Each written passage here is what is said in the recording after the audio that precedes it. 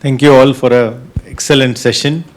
I have one question for Dr. Sarosh, and that is it easier to get assent from a boy who is an adolescent rather than a girl who is an adolescent in your country? Because there are a lot of gender differences in communication. I believe it, in some cases, yes. And I won't say like that this is like 100%. I mean, obviously things have changed over a period of time. There are families who do involve children in decision making. Not necessarily clinical decision making though, but still I think it might be easier for a young boy who's maybe 17 years old, but still the overall culture, like we all have been talking about, like how there's an dependence on family, and as I said, like one of the major reasons for decision making is cost. So whoever in the family is financially supporting, they obviously have the say. And a lot of times we see that if parents or families, they cannot afford, they just refuse treatment, and there's hardly anything we can do because there's not enough backup from state, government, and lots of those things. But so to answer your question, it might be slightly easier for a young boy to do that, but still I believe that even adults in our country do not make independent decisions at all. So.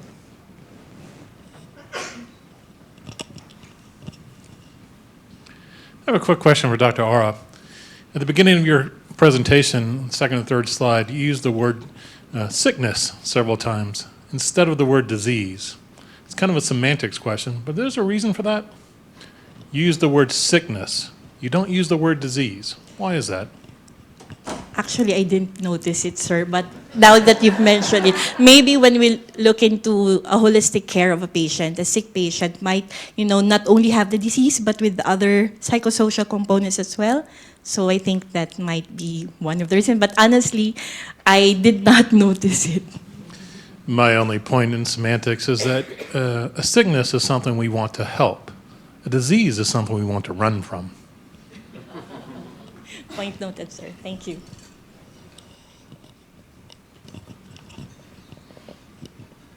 Thank you very much for all your talks. I mean, it's really been illuminating, and I'm just trying to be a bit provocative here. I'm just wondering whether the difficulties we're all having in our region is because we're aspiring to a Western style kind of, bioethics, that one person will make the choice for himself, whether it's a 15-year-old or whether it's an old lady. I mean, do you think, it would help if we sort of develop our own kind of Eastern style type of ethics? I mean, even talking about the law doesn't really help us because a lot of the law is actually based on Western law, because a lot of us are colonial, remnants of colonial power, right? And a lot of our laws are Western style laws, except maybe Sharia. Maybe Sharia law is different. So, but yet in Malaysia, the ethics part is really sort of based on Western style kind of law. So I wonder whether, any of you have any thoughts about it? Maybe I can answer. Yeah, but my study based on doctor-patients' opinions in Indonesia, and also teachers and students' opinion in Indonesia.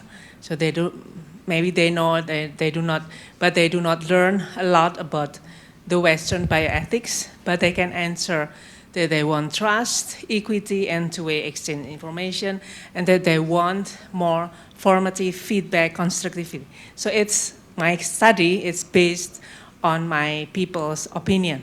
It's not on the Western. So I hope it's also represent the other Asians' wishes.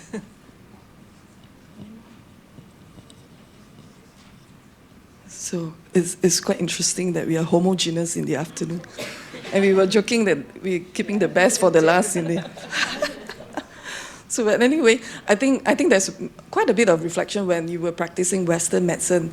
And Western medicine has their ethical issues, and we kind of call up a bit later in Malaysia, and we say, hey, they have issues and they talk about it, and we don't want to talk about it, or we were not talking about our Asian values as well.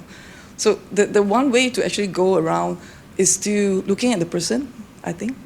And if the person wants more information and he's the type that he wants to make decision, that he wants a full, set of disclosing all his options, and then I think we should respect him as a person rather than just that he has the right to decide, because sometimes I think some days I will be going into the clinic and I'm like, I'm so tired, and I just leave it to you and you just like kind of make that decisions for me if I trust you. So I think it's always when we go like to a mechanic shop and our car breaks down and some days we just do not want to know everything. But I think it's good to just go with a personalized approach, even for our Asian kind of culture. But I still feel generally our Asians has lots to learn, to be more empowered, to look into ourselves more, and to say that we are not making a decision based on ourselves. It's very relational, and we think about our kids and a lot of stuff. And it's nice to actually have the doctor to actually kind of say, see, okay, you make that decision and we try and support as much as you can. But it's always like an idea rather than the real thing that we could not like cut ourselves out from the support systems, and it's always, I think that there is similarities and differences between the Western and the Asian. Yeah, so. I personally think that to some extent, yes, we have been trying to do that, and so some of my work lately has been kind of raising these issues just to kind of start some normative discussion, because I personally believe from our part of the world, we are not producing enough normative discourse on this, because we really need to talk about this, we really need to discuss this and maybe find our own solutions, maybe, but then we have to do some work to kind of get there. And since, like, as I said, like at least in Pakistan and some part of our world, like most of the clinicians are trained so all the medicine is Western. It's hardly easy to escape that. We can't really do that. But I think we really need to do some more normative. I think this is a perfect initiative for that, and kind of bringing these issues together, like, and then start thinking about like maybe what can be some of our own value-based ethics, maybe, or the solutions maybe we can come up with maybe someday. So this is not so much a question, but a reflection on several of the different talks. So one of the sources of moral distress are situations where parents are declining interventions that in the West look like they're beyond the harm threshold. So we've got the zone of parental discretion, but parents are refusing cardiac surgery or other interventions that we think would be beneficial for the child. So how do we kind of square that circle? We might just say, well, look, this is Asian values or this is the local values. I think there's a different way of thinking about the zone of parental discretion, which is that there are two factors that determine that boundary separate from the harm threshold. One is cost. So if the cost's going to fall on the parents, the state can't simply say, you're just going to have to pay that if the family's got no means to pay it. So that's always, if the cost falls on the parents, that's going to widen that scope. The second is, if it falls outside the zone of parental discretion, society's got to have a means of doing something about it. And if there's no social system for saying, we will take over the care of the child if you don't want to have it, then actually, again, ultimately, you can't do anything. You can try and persuade the family, but then you can't do anything. So you end up with something that then generates moral discomfort, because this would be best for the child. Elsewhere you wouldn't allow this decision, but actually you can't do anything about it. So as I say, it's a reflection rather than a question.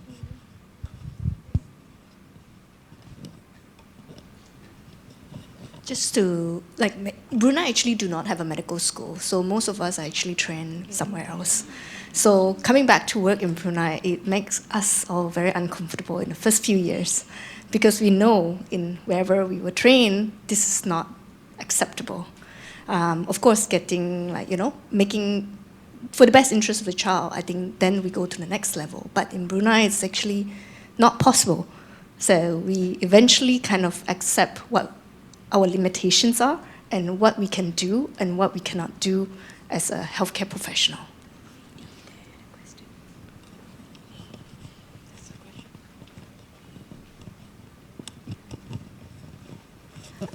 Hi, I'm Caroline. I'm a pediatric surgeon in Singapore.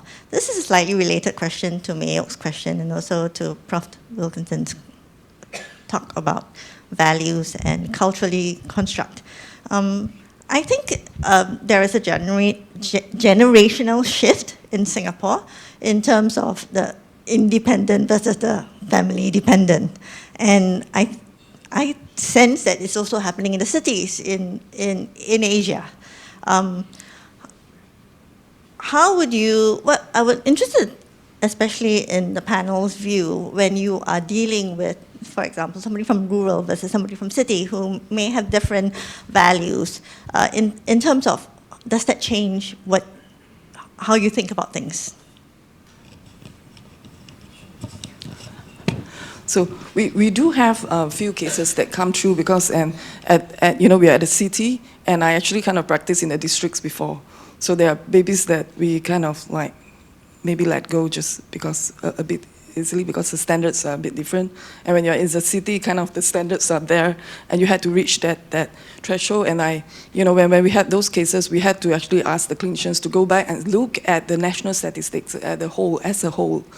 It's never an easy answer, but you had to actually kind of, one day we hope that, everyone would just sit down and set, what kind of minimum threshold for this disease, in terms of pediatric surgery, in terms of pediatric cardiac surgeries. And we have a lot of issues with cardiac surgeries from Sabah, Sarawak, many of, in the East Malaysia, they may not actually receive the surgical procedure, but, Peninsula is a bit different. And it may go back to like what Prof. Dominic has mentioned before. So again, that threshold of, how are we going to impose on the parents that saying that this is what we think is the best, but and because of a lot of systemic reasons, and they were not able to, and it's actually unfair to actually impose that onto parents, where I think the way to take that regret is actually to advocate for better systems. And I think that should come another avenue. When they are in front of us, I think it's not the right way to actually just say that this is what is best. We should fight for better systems while, kind of knowing what they feel as a parents, what is best for, them from their point of view. So I think it's not easy to actually define the best, better. I had a question for Dr. Sun. Now, one of the good problems to have is bottomless pit of resources, isn't it? And that almost sounds like the case in Brunei. How do you say no to a family that want everything done, for example?